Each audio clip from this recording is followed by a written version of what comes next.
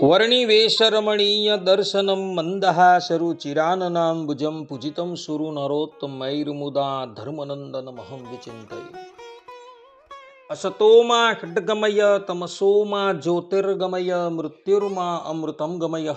ઓમ શાંતિ શાંતિ શાંતિ. અસ્મદ્ગુરુ સમારંભામ નાથયામૂન મધ્યમામ લક્ષ્મી વલ્લભ પર્યંતામ વંદે ગુરુ પરંપરા. આજની જ્ઞાન સભાની અંદર પધારનારા બધા જ ભગવત ભક્તોને વેદાંતાચાર્ય, પુરાણ ઇતિહાસાચાર્ય, એમ.એ. ફિલોસોફી શાસ્ત્રી રાકેશભાઈના હિતપૂર્વક જય સ્વામિનારાયણ. ભક્તો, એક ભગવત ભક્તએ મને જિજ્ઞાસા વૃત્તિથી પ્રશ્ન કર્યો કે શાસ્ત્રીજી,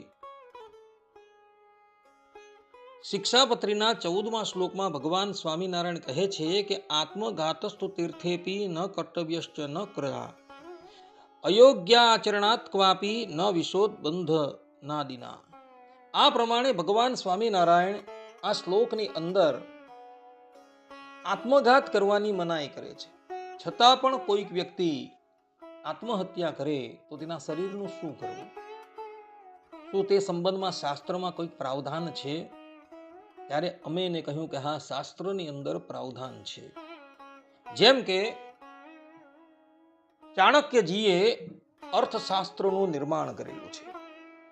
એના 4th અધ્યાયના 7મા શ્લોકમાં આચાર્ય ચાણક્ય કહે છે કે રજ્જુ શસ્ત્ર વિશેર્વાપી કામ ક્રોધ વસેન યહ ઘાતયેત સ્વયમાત્માનમ સ્ત્રીવા પાપેન મોહિતા રજ્જુના રાજમાર્ગે તામ ચંડાલેનાપકર્ષયેત ન સ્મશાન વિધિસ્તેષામ ન સંબંધી ક્રિયાસ્તથા બંધુસ્તેષામ તો યહ કુર્યાત પ્રેત કાર્ય ક્રિયાવિધિમ દદ્ગતિમ સચરેત પશ્ચાત સ્વજનાદ્વા પ્રમુચ્યતે.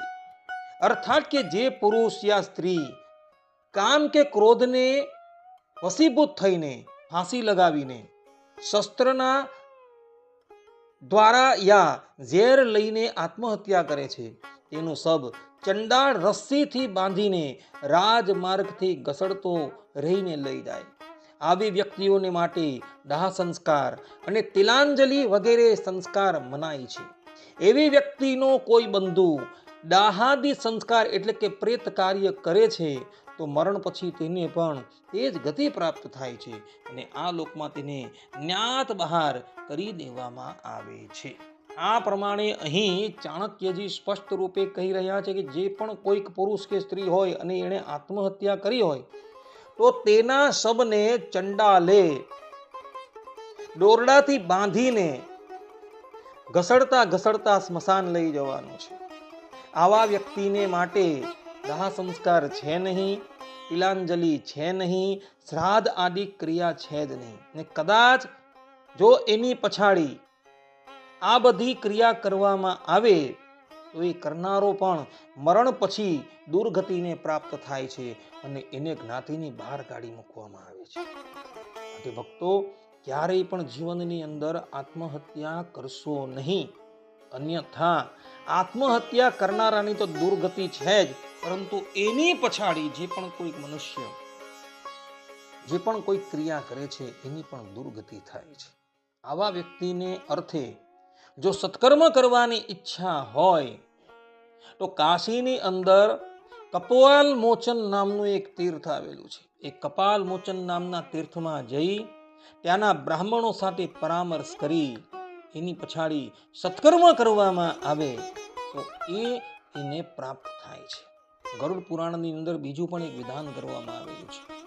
કદાચ કોઈક મનુષ્યએ આત્મહત્યા કરી હોય અને એના સંસ્કાર કરવાની ઈચ્છા હોય તો સર્વપ્રથમ નારાયણ બલિ કરવાની છે. નારાયણ બલિ પૂર્ણ કર્યા બાદ એની પછાડી બધા જ સંસ્કાર થઈ શકે છે. આ પ્રમાણેનું પ્રાવધાન ગરુડ પુરાણની અંદર કરવામાં આવેલું છે.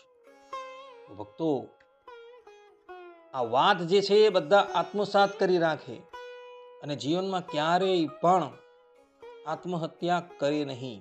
હરિવંશ પુરાણની અંદર તો સ્પષ્ટ રૂપે લખેલું છે કે જે પણ કોઈક મનુષ્ય આત્મહત્યા કરે છે ને એને 60,000 વર્ષ પર્યંત યાતનામય દેહની પ્રાપ્તિ થાય છે, અર્થાત કે ભૂત થાય છે. અને ભૂત થઈને એ ફરતો રહે છે. માટે ભક્તો જીવનની અંદર ક્યારેય પણ કોઈ પરિસ્થિતિથી મૂંઝાઈને કંટાળીને આત્મહત્યા કરતા નહીં, અન્યથા એનું પરિણામ ભોગવવા તૈયાર રહેજો. આટલું કહીને હું મારા પ્રવચન અહીં વિરામ આપું છું. સર્વે સંતુ નિરામયઃ, સર્વે સુખીનો ભવંતુ, સર્વે ભદ્રાણિ પશ્યન્તુ, મા કશ્ચિત દુઃખ ભાગ ભવેત. અસ્તો. જય સ્વામિનારાયણ.